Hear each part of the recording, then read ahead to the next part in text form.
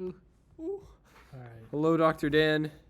This is our final upgrade video because newsflash, we're not upgrading the chat app. So we are going to be walking you through the Places app. We added a couple of cosmetic changes as well as some get directions functionality as well. So let's go ahead and let's showcase you what we got. Give it 1 second. We're going to screen share here. Here we go. All right. We are now on the app. So we can go ahead and click the plus button in the upper right corner to add a new place. We got a sick add new place screen now. So we've got dividers for each area, and the information that is not needed at the moment is not actually displayed. So we can add a tile here. Let's say we're at engineering building room 229. Best room in the engineering building is the description. And then from here we can take a photo really fast. We're going to have to allow camera access. And then you'll see we have a live feed of the camera. There's my boy Dylan. We're going to click use photo. You will now see, since there is a photo there, the take picture icon now changes to retake picture. And Dylan's beautiful face is now there as the thumbnail. Location selection, since we are not changing location, we can just use the same thing as well. Obviously, we do have to allow location settings. And there you go. You'll see now you can actually see the location there. And then you can save the place at the bottom there. So we'll click save place. Now you'll see Dylan's face and the engineering building room 229 with the address, which is right there. When you step inside, you will see we have updated the visuals of this area as well. You'll see the place information is displayed there with a title, description, and address, as well as the advanced information for those who want to get crazy and do the latitude and longitude, as well as a warning because we now have the option to do get directions. So if I click get directions here, you'll see it'll actually open the native Maps app, and you will see that it is a little off, but that was just because of the Google Maps API. But you will see we can actually get a driving direction to Central Avenue over here, apparently. It's a little weird. But that is why we have that liability, because we are not always sure that Google Maps gets the right information. But that essentially wraps up our additions as far as the demonstration goes. And now me and Dylan will walk you through the code changes.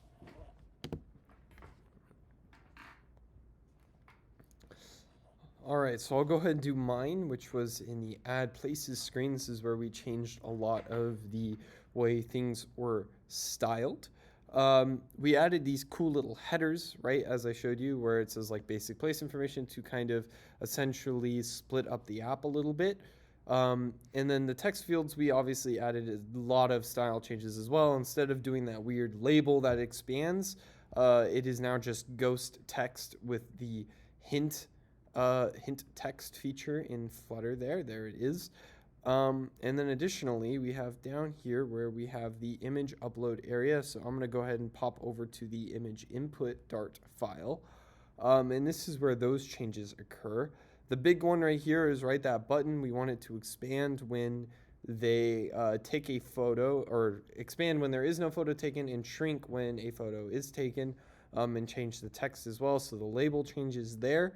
And the way we are expanding and shrinking the button is by actually not messing with the button itself, since it isn't an expanded thing. We are actually just making the size, the width and height of this container 0. So it's actually just shrinking down to be nothing. Similar story with the other thing over here, right? For the location selection, we are doing the same thing. So we're setting the text to nothing because we just don't have a text display anymore. And then we're going to be setting that to be 0 or the width that Max originally put in before. Last thing I did on this page was I rounded off the corners on the both displays. So for the image selection here, you can see instead of an image, I actually had to change it to a clip R rect, because you can't actually have a border radius on an image. So this allows me to have a border radius, and then you give it a child, which we gave there. And now I will let Dylan quickly walk you through the changes to the place details. Well, hello. I know you missed me, Dr. Dan. So some of the things are similar to the page that Jake just described with the divs and kind of really separating out the data and allowing the user to be able to see it more professionally, if I'd like to say.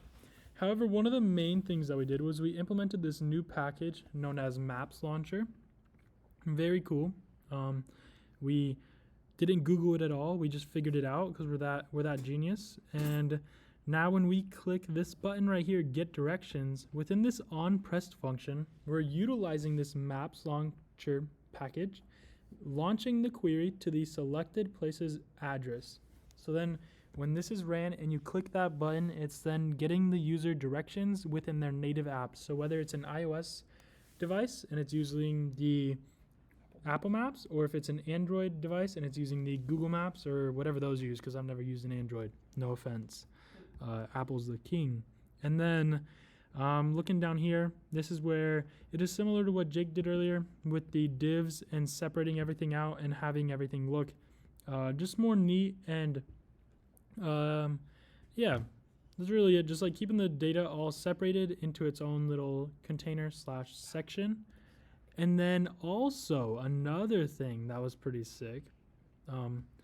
Jake helped me a lot on this one, so he just reminded me. Where is this? Bro, where is this thing? Top? Ah, the stack. Alrighty, so we utilized this stack right here, and we got this container with another container and another container. You wouldn't believe me. And then basically this is just stacking the image within a container on top, which is that kind of like a filter to darken it a little bit, and then the buttons on top of that. So that's what we utilize the stack for, to make that look nice and clean instead of having the, to be honest, ugly buttons on the bottom. It could just be nice and all stacked on top of each other. But that's it for our upgrades and our last upgrade video. So we hope you enjoyed this YouTube series. If you ever want to see these videos again, don't subscribe because we're not going to post them anymore. We're not doing it anymore. Well, thank you for this amazing Udemy course. It wasn't amazing. I mean, we learned a lot. It was just a little frustrating. But have a good rest of your day. Have a good weekend, Dr. Dan. And yeah, we'll catch you later.